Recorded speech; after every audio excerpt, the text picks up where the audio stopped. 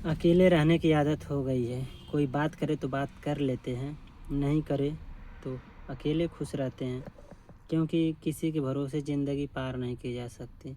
अकेले धरती पे आए हैं, अकेले जाना है। मंजिल कितना हो दूर हो, उसको हासिल करना ही है।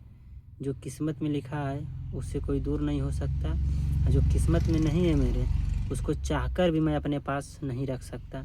क्योंकि कभी भी किसी चीज़ को आप अपने पास ज़बरदस्ती नहीं रख सकते। अगर इंसान को आपके साथ खुशी मिलती है तो आपके साथ वो रहेगा, चाहे कैसे भी हालात हों।